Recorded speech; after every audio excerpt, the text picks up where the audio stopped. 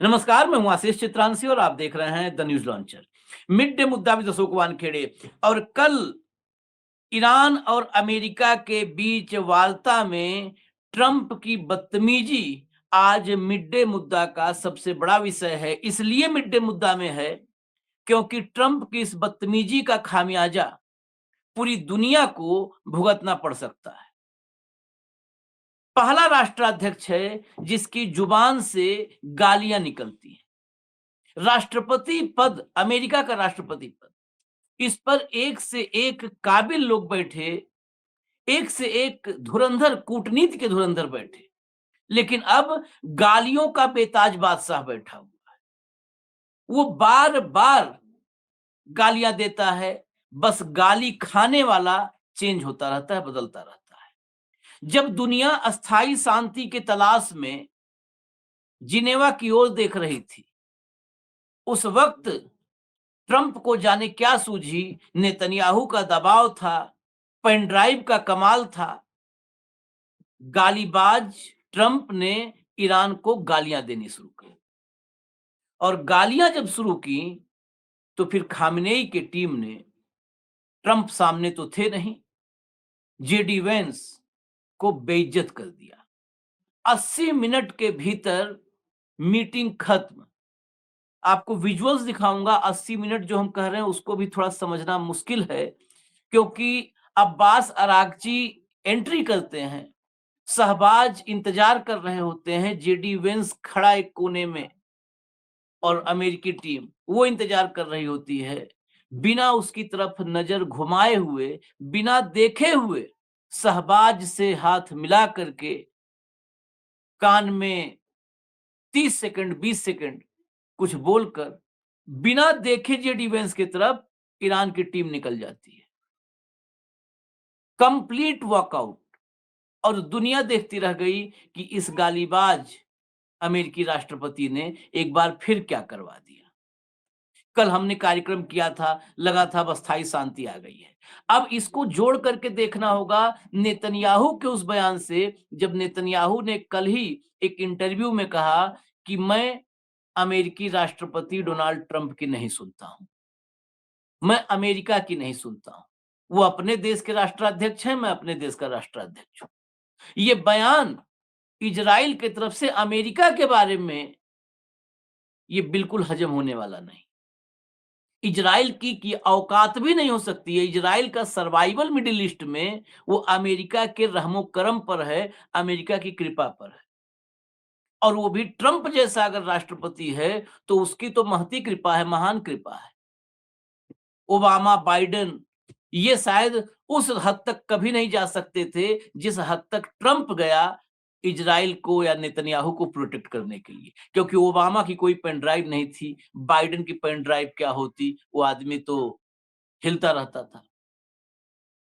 तो pen drive वाला राष्ट्रपति यही सबसे ज्यादा घातक है अमेरिका के लिए। अमेरिका से सर्वे आया है, अमेरिकी सर्वे की बात कर रहा हूं।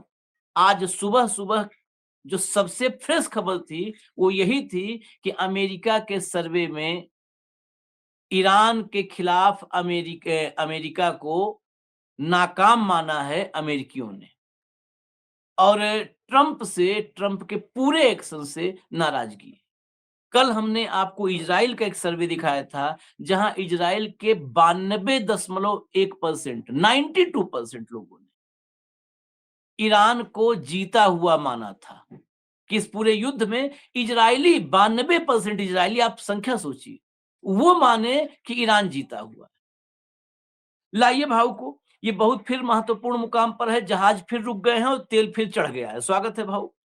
जहाज रुक गए, तेल चढ़ गया। रविवार को होर्मुज से एक भी जहाज नहीं निकला है। यही बुरी खबर, सबसे बुरी खबर है, जिसलिए हम ये मिड डे मुद्दा लेकर आए। एक भी जहाज नहीं निकला। शनिवार को जश्न मना रहे थे, 3 जहाज भारत के निकले हैं, इसमें गैस है, इसमें तेल है। रविवार को सन्नाटा। और तेल के दाम 1 से $1.5 तत्काल चढ़ गए। ये घटनाक्रम होते ही 1 क्रूड ऑयल चढ़ता है तो उसका क्या असर पड़ता है, एक बार नहीं कम से कम 50 बार डिबेट्स में भाव उस बात को कि $1 बढ़ता है अगर क्रूड तो कितना तेल पर असर पड़ता है। और अभी तो ये शुरुआत है, अगर फिर बंद हुआ, क्योंकि अभी तो ये देखा जा रहा है कि कहीं ऐसा तो नहीं कि एक तात्कालिक ये रिएक्शन है, फिर आगे बढ़ जाएगी चर्चा, शांति स्थापित हो जाएगी। खैर, आते हैं हम एक-एक करके आपको ज़रा दिखाते हैं इस गालीबाज को। भैया हेडलाइन लाइए। अपने देश वापस भी नहीं लौट पाओगे। राष्ट्रपति ट्रंप ने ईरान को बोले अपशब्द।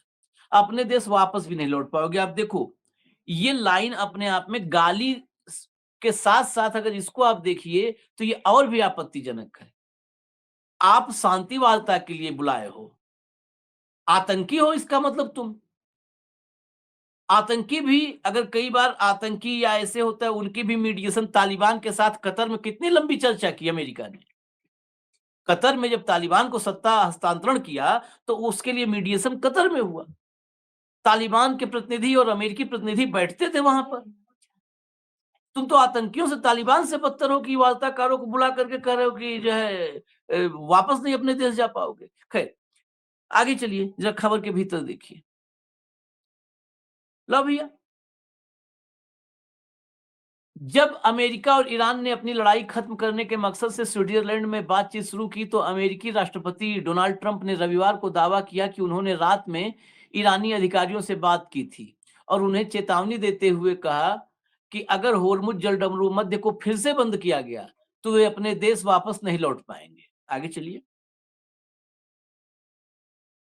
ट्रंप ने फॉक्स न्यूज से कहा कि अगर आप इसे बंद करते हैं तो आपका देश नहीं बचेगा। आप अपने देश वापस भी नहीं लौट पाएंगे, और इसकी औकात सबने देख ली है ट्रंप की। अब बंद मुट्ठी खुली हुई है। अमेरिकी राष्ट्रपति ने इस संभावना पर भी बात की कि समुद्री ट्रैफिक को सुरक्षित रखने और इस अहम रास्ते से गुजरने वाले तेल शिपमेंट पर ट्रांजिट शुल्क लगाने के लिए वॉशिंगटन होर्मुज जलडमरू मध्य का सीधा ऑपरेशनल कंट्रोल अपने हाथ में ले सकता है। वाह, खुलवा पाए नहीं कंट्रोल लोगे। उन्होंने आगे कहा कि अगर जरूरत पड़ी तो हम जलडमरू मध्य पर कब्जा कर सकते हैं। मैं उन्हें बुरी तरह तबाह कर दूंगा।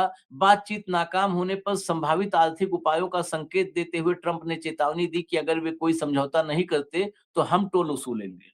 आगे चलिए।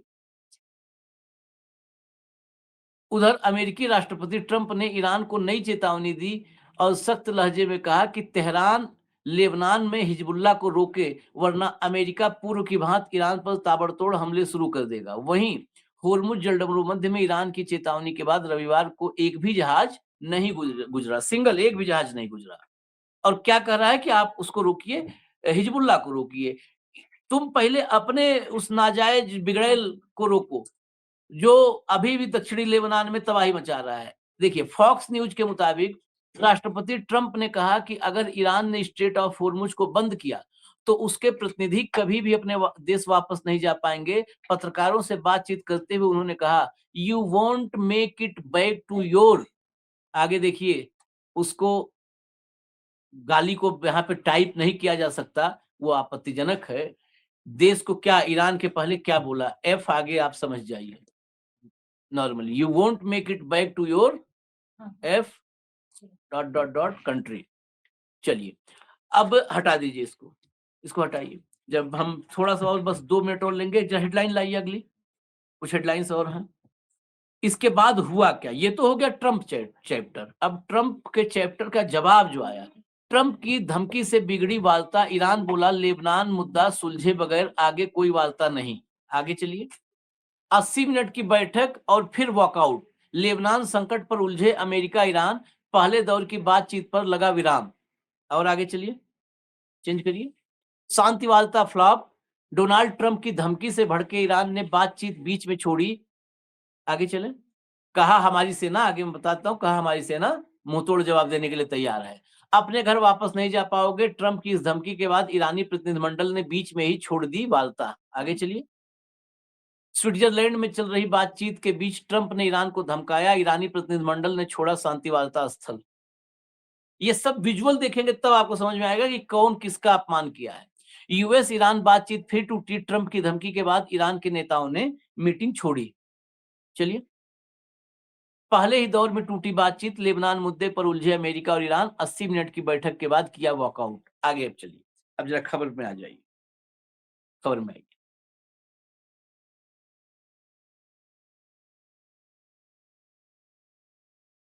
अमेरिका की ओर से उपराष्ट्रपति वेंस और ईरान की तरफ से संसद अध्यक्ष मोहम्मद बगैर गलीबाफ मौजूद थे।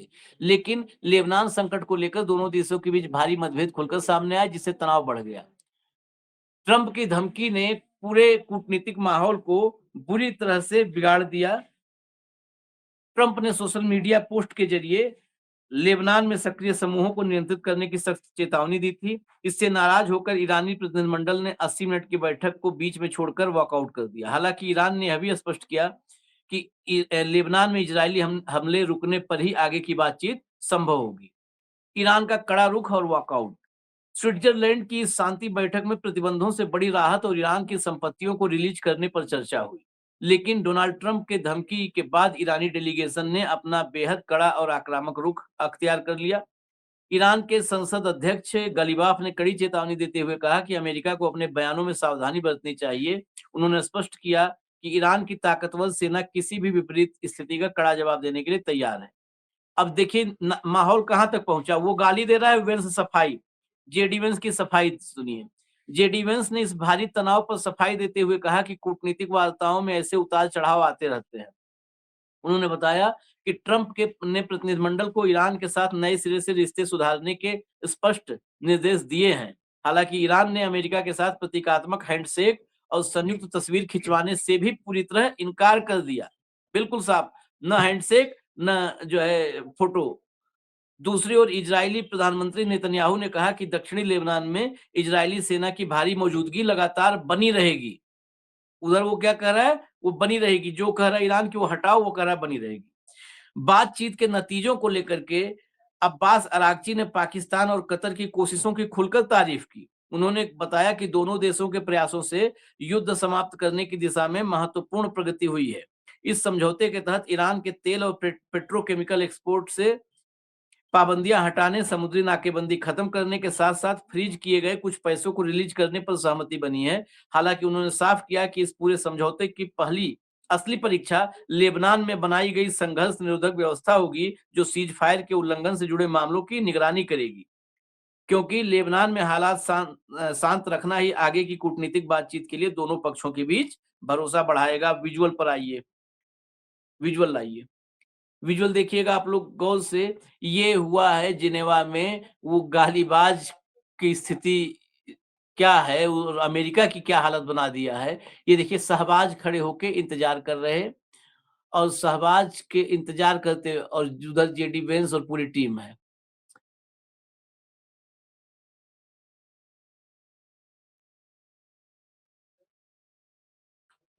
ये देखिए सब उधर खड़े होके इंतजार कर रहे हैं, देखिए कोने में।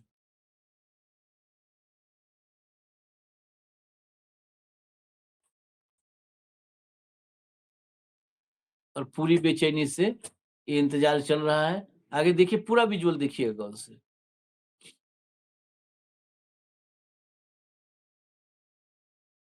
सब अमेरिकियों की नज़र, पूरी टीम की नज़र इधर है कि कब आएँ, कब आएँ।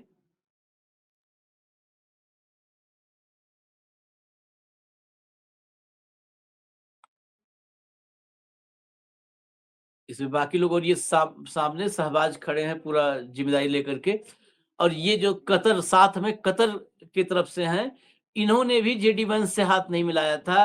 आए शहबाज से मिले क्योंकि कतर और पाकिस्तान दोनों इसमें संयुक्त रूप से मध्यस्थता कर रहे हैं। तो दोनों की मौजूदगी है। पूरी अमेरिकी पूरी टीम मौजूद है वहाँ पर, ट्रम्प ट्रम्प की टीम। बेचैनी देखिए, बेचैनी इसलिए विजुअल्स को दिखा रहे हैं। इन्हीं विजुअल्स का आज पूरी दुनिया में एनालिसिस किया जा रहा है। हमने टेक्स्ट तो इसलिए बताया क्योंकि टेक्स्ट फॉर्मेट में खबर का सारा हिस्सा छू लेते हैं। ये विजुअल्स है, यही विजुअल पूरे दुनिया में आज एनालाइज किए जा रहे हैं कि यहाँ अपर हैंड पर कौन है? कौन इस पूरे वार्ता को आगे बढ़ाना चाहता है और कौन इसको रुकवाना चाहता है? ये देखिए अब आकर के बगल में खड़े हो गए। अब देखिए यहाँ से होता है ना वेलकम के लिए। अब शहबाज से बातचीत किया और शहबाज के बगल में आकर खड़े हो गए। पीछे बाकी सलाहकार और टीम के लोग हैं। ये देखिए, ये फ्रेम दुनिया में वर्ल्ड ऑर्डर आगे आज नहीं तो कल, आज हमारी बातों से सहमति हो सकती है लोगों की, कल चलने दीजिए विजुअल को पूरा, पूरा। आज नहीं तो कल ये विजुअल्स दिमाग में रखिएगा, ये वर्ल्ड ऑर्डर तय करेंगे। जेडी वांस खड़ा है, इंतज़ार कर रहा है। आगे चलाइए, मुख्य विजुअल अभी नहीं आया है। अरागची की एंट्री और वापसी, वो विजुअल अभी भी नहीं आया। ये ये कतर के जो है आए हैं कतर से, वो देखिए वो भी जेडी वांस से हाथ नहीं मिलाए, शहबाज से मिले और ये कतर के मिनिस्टर हैं और शहबाज से मिल कर के पीछे खड़े हो गए। अभी भी एक महत्वपूर्ण विजुअल है जिसमें अब्बास अरागची की एंट्री होती है, वो ज़रूर दिखाइए। एक विजुअल अगर नहीं रेडी है, तो रेडी करके दिखाइए। वो उसमें अब्बास अरागची की एंट्री होती है और वापसी होती है, बिना जेडी वांस से मिले हुए। आप रेडी कर लीजिए, अगर नहीं रेडी है, मैं सवाल-जवाब पर चल रहा हूँ, क्योंकि वो विजुअल ही सब एस्टेब्लिश करेगा सारी स्थिति को। भाऊ, कल हमने चर्चा की कि अब अस्थायी शांति स्थापित हो जाएगी, अब कहीं कोई अड़चन नहीं आएगी। लेकिन एकाएक ये कैसे हो सकता है कि कोई आदमी वही परेशान है, वही बैकफुट पर है, उसी का नुकसान है, वही पिटा है, वही हारा है, वही अपने देश में घिरा है और ऐन वक़्त पर जब सब कुछ बेहतर होने की तरफ बढ़ रहा था, तो वो गालियाँ बकने लगा। तुम अपने देश नहीं वापस पहुँच पाओगे। ये है क्या? ये डिप्लोमेसी दुनिया ने कभी नहीं देखी, कभी भी नहीं देखी।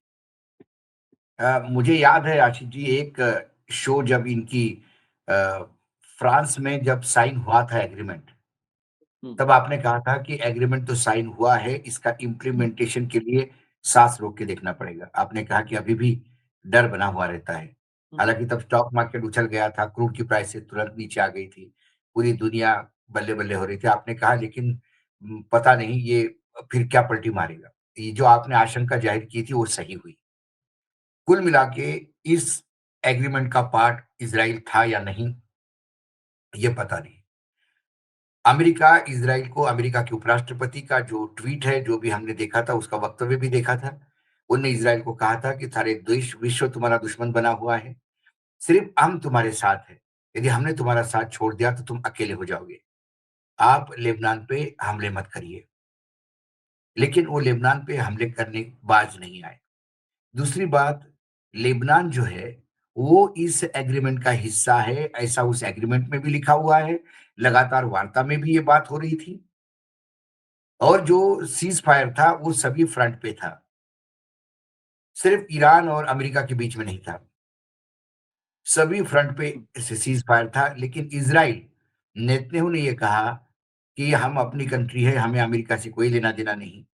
ऐसे में यदि अमेरिका में थोड़ा भी डिप्लोमैटिक मतलब ट्रम्प को थोड़ी भी डिप्लोमेसी समझ में आती होगी क्योंकि मुझे तो अब वो साइकिक होते हुए दिखाई दे रहे हैं। उन्हें वाक़ई अब इलाज की हुँ, ज़रूरत है, मानसिक रोगी हो गए हैं। क्योंकि वो कल तक इसको गाली देता है, फिर उसको गाली देता है, कभी किसी को गाली देता है, बिना वजह कंट्रोवर्सी खड़ी करता है। इटली में गए तो वहाँ प्राइम मिनिस्टर के बिना वजह कंट्रोवर्सी खड़ी कर दी, भई फ़ोटो खींचना है, नहीं खींचना है, ये कोई इश्यू नहीं हो सकता। लेकिन इस दे पूरे उस इटली का विदेश मंत्री ने जो उप प्रधान डिप्टी प्राइम मिनिस्टर है, उन्होंने तो दौरा रद्द कर दिया। मतलब कितने डिप्लोमैटिकली इसकी इम्पैक्ट होती है, इसको पता नहीं। जब आप एग्रीमेंट के लिए आ रहे हो, आप पता है आपने ईरान को एग्रीमेंट के लाने के लिए कतर से लेके पाकिस्तान तक जी-जान लगा के बेचारे मेहनत कर रहे हैं। पूरी दुनिया इसके पीछे लगी हुई है। यूरोपियन यूनियन तो क्या और नाटो तो क्या, सब चाहते हैं कि ये खत्म हो जाए। और जब ये सब इस खत्म होने की बात पे आ गए, तो नेतन्याहू ने दौड़ खींची और आपने बोल दिया कि घर वापस नहीं जा पाओगे। ऐसा हुँ। कभी होता है क्या? जिनेवा कन्वेंशन कोई है कि नहीं? कि कोई भी किसी को जो मत ये बेसिकली शांति दूत कहलाते हैं। ये हाँ। डेलीगेट्स को इम्यूनिटी होती है। आप कैसा क्या कहेंगे? इसके बाद अमेरिका पे कौन विश्वास रखेगा? कल तो भारत ने कुछ नहीं किया तो हमारे एम्बेसडर को उठा के अरेस्ट कर लेगा।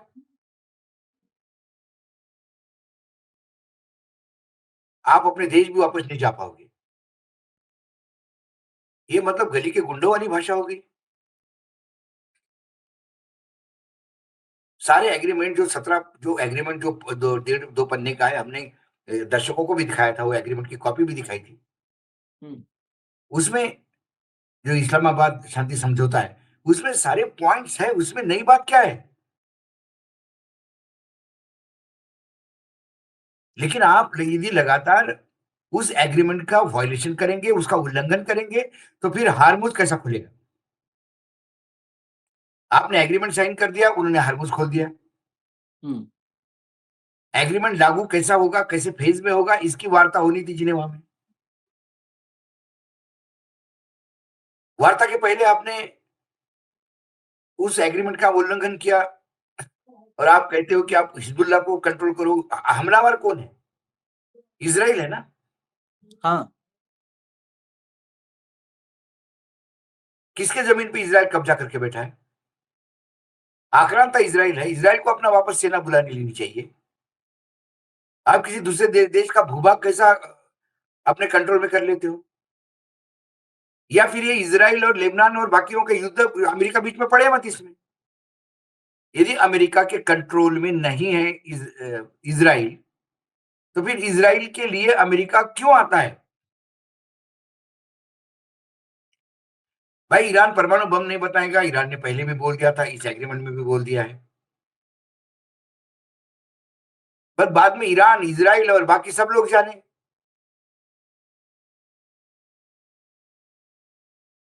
हालाँकि ट्रम्प अपने ही देश में घिरे हुए हैं। युद्ध में गए तो क्यों गए? सारा देश पूछ रहा है। अब युद्ध समाप्ति के बाद देश पूछ रहा है, शांति वार्ता के बाद आपको क्या मिला? खाया-पिया कुछ नहीं, गिलास फोड़ा ₹1.5 ₹1.5 का पेमेंट करके आए और इसके लिए बुरी तरह से क्रिटिसाइज़ हो हुए जा रहे हैं।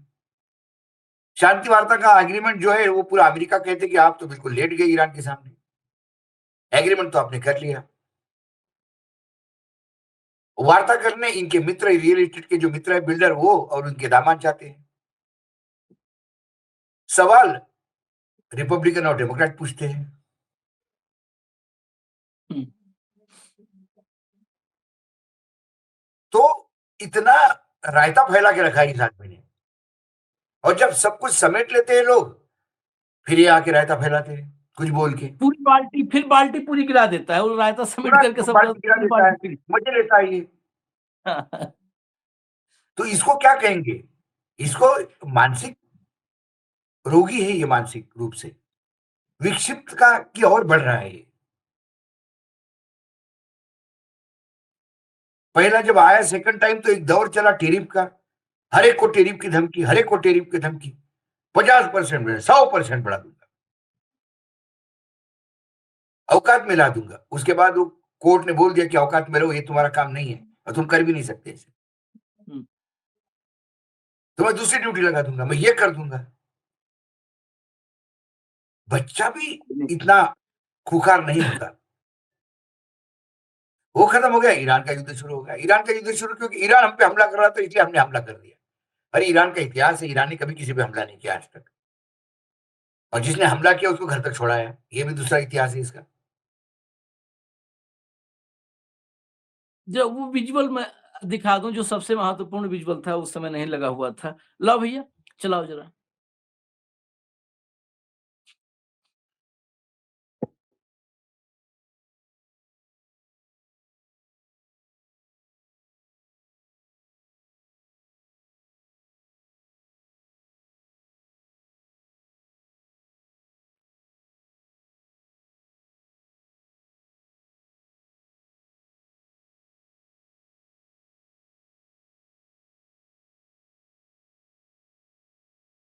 देखिए फिर इंतज़ार करते हुए और ये अब्बास अरागची की एंट्री।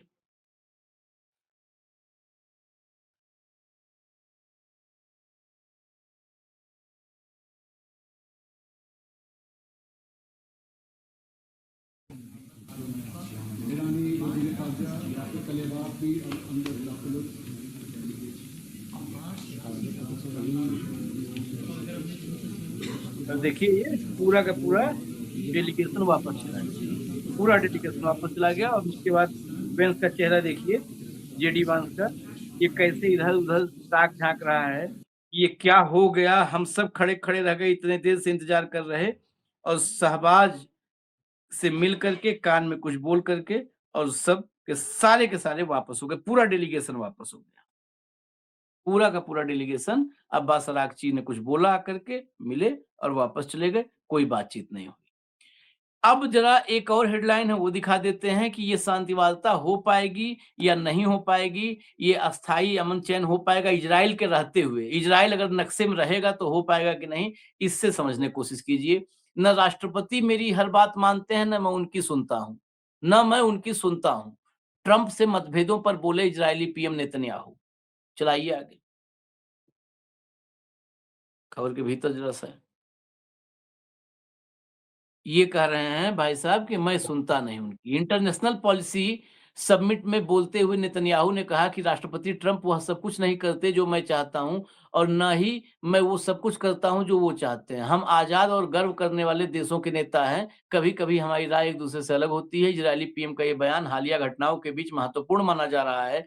हम इजरायल, हमास, हिजबुल्लाह और ईरान समर्थित समूहों के साथ सुरक्षा चुनौतियों का सामना कर रहा है। अब ये अपने मन से लिख दिए।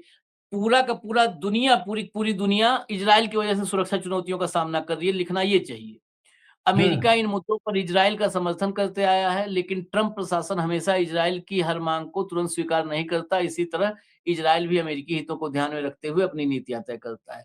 मतलब गजब का एनालिसिस अखबार वालों का है, जो जो नेतन्याहू ने बोला, उसी को अपने तरह से मतलब थोड़ा-सा सेंटेंस बदल दिया और लिख दिया।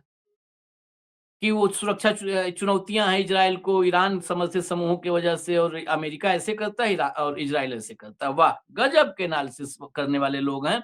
अरे बेशर्म लोग, सवाल अब इससे अलग है, वो सुन लो आखिरी सवाल। अभी आपने देखा अब्बास अरागची को भाऊ, इससे पहले आपने देखा मेलोनी को। सब ट्रंप को घर तक पहुँचा के आ रहे हैं। हमारे देश में जहाँ पर एनालिसिस ऐसा छप रहा है, उसकी नहीं, छपने की वजह क्या है? इकलौता तो दुनिया में व्यक्ति है, जो हिज एक्सेलेंसी कह के ऐसे बैठ जाता है आप और जो मैं मन करे वो करो। उसी हुँ, पे करेक्शन करवाने वाला था। जब आपने कहा कि आप अरागची को देखिए, आप मेलोनी को देखिए, सब उसको घर पहुँचा के आ रहे हैं। सब नहीं, एक को छोड़ के, हुँ, वही एक को छोड़ के हाँ। एक को छोड़ के। एक जो जाके लेटता है वहाँ पे। बताइए सिर्फ़ इतना बोल दिया उन्होंने कि ये अपने देश वापस नहीं जा पाएँगे। तो उन्होंने डेलीगेशन में तू क्या रोकता है हमको? हम जा रहे हैं। और ये कहता है कि भारत नरक का प्रवेश द्वार है, हुँ, हुँ इज़ अ हेल होल। और ये अब जुबान और नहीं हम फूटती। एक्सेलेंसी आपने जो शांति का प्रयास किया है, सराहनीय है एक्सेलेंसी एक्सेलेंसी। काहे भाई तुम ये पुराने नाम बदलते हो, इंडिया में आके यहाँ पे राष्ट्रवाद का तड़का देते हो? इस शहर का नाम बदलो, उस शहर का नाम बदलो, इसका ये करो, उसका वो करो, क्योंकि ये अंग्रेज़ी के नहीं चाहिए हमको। हिज़ एक्सेलेंसी कौन ने भाई कौन बोला हिज़ एक्सेलेंसी? राणा प्रताप हुँ, कभी बोले क्या? छत्रपति शिवाजी महाराज बोले क्या हिज़ एक्सेलेंसी? अरे विदेशी आके दरबार में हिज़ एक्सेलेंसी बोलते थे। किसने बोला एक्सेलेंसी? अटल जी ने बोला कभी?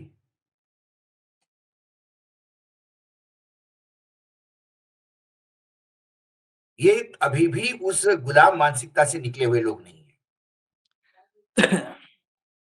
वहाँ के पत्रकार अपने प्रेसिडेंट को बोलता है mister prime minister, please you have to reply.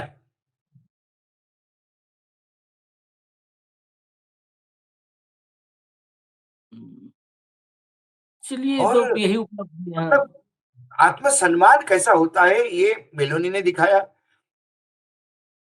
पूरी दुनिया यूक्रेन के दिखाई। प्राइम मिनिस्टर ने दिखाया, अफ्रीका के प्रेसिडेंट ने दिखाया, फ्रांस के प्रेसिडेंट ने दिखाया। नेतन्याहू भी बोलता है कि मैं हर बात नहीं सुनता उसकी। हाँ, हाँ, नेतन्याहू जो बताओ उसी के वो रहमो बोलता है। करम पर है, वो हाँ, बोल रहा है, वो अब बोल कुछ रहा है। दिनों के बाद मुझे लगता है यूनाइटेड नेशन में प्रस्ताव पारित हो जाएगा। मतलब ये मेरा विचार है कि भाई साहब एक प्रस्ताव पारित करो इंडिया के खिलाफ। इन लोगों ने दिमाग खराब करके रखा है ट्रंप का। ये अकेले है जो उसके ईगो को हवा देते रहते हैं।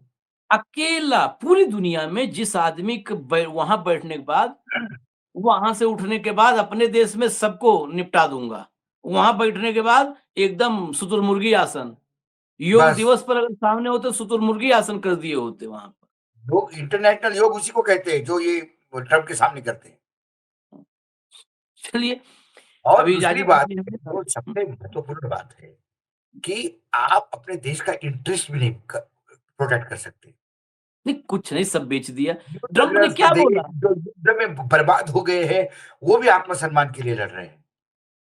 अब एक बात हम ट्रम्प मानते हैं कि भाई ट्रम्प जो है नाच रहा है उसके सामने, नेतन्याहू के सामने, क्योंकि वो पेन ड्राइव बात करती है चीन की। सारी दुनिया बोल रही है उसकी।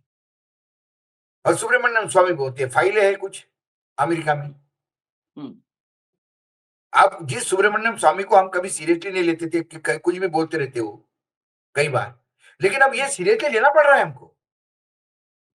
मोदी वाली बात।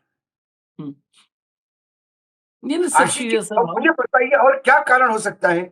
पूरा 140 करोड़ का देश साथ में, पूरी पार्लियामेंट साथ में, पूरा विपक्ष साथ देगा इसका। यदि देश के इज्जत पे बात आती है तो ये सब मोदी कुछ का है, फिर भी ये क्यों वहां जाके झुकते हैं? तो फिर सुब्रमण्यम स्वामी ही करेक्ट है, क्योंकि और तो कोई मुझे कारण दिखता नहीं। ट्रंप के 25 सेकंड के बयान में मोदी का करेक्टर सर्टिफिकेट है, जिसमें ट्रंप ने बोला कि भारत आज तक हमको लूटता रहा, भारत के जितने राजनेता हुए सबने अमेरिका को लूटा, अब मोदी महान हैं, इसलिए अब हम भारत से निवेश अमेरिका में लाएंगे। इससे बड़ा हाँ, कोई करेक्टर सर्टिफिकेट नहीं हो सकता मतलब है कि भारत को उन्होंने बेचने वाला नेता आ गया है एकदम 1947 के बाद पहली बार। एग्जैक्ट अभी तक ये कहा पहली बार। था कि भाई अमेरिका का शोषण किया भारतीयों ने। हाँ, पहली बार एक महान प्रधानमंत्री आया जो अब अमेरिका को शोषण करने दे रहा है, भारत का बदला हाँ, लेने दे रहा है। मोदी जी इसलिए बिल्कुल। महान कहता है वो कि मोदी जी भारत को उनके सामने, जैसे शेर के सामने वो बकरी को बांध देते वैसा बांध दिया है। चलिए, और अब बाकी प्राइम मिनिस्टर ने ऐसी टाइट कर रही थी पोजीशन कि कुछ नहीं कर नहीं, पाए अभी थे। अभी ईरान से वार्ता भारत के लोगों को भी समझ में आ ही रहा है। ईरान से वार्ता फेल हो गई है। अगर हालात तनावपूर्ण हुए तो अभी देखिएगा, महंगाई से राहत तो मिली नहीं है, अभी आफत और आएगी। आफत और आएगी तो इंतजार कीजिए। हम तो यही चाहते हैं कि हो जाए। हम उसमें जश्न नहीं मनाना चाहते कि भारत में महंगाई बढ़े और तो मोदी बार जी बार को कोसते हुए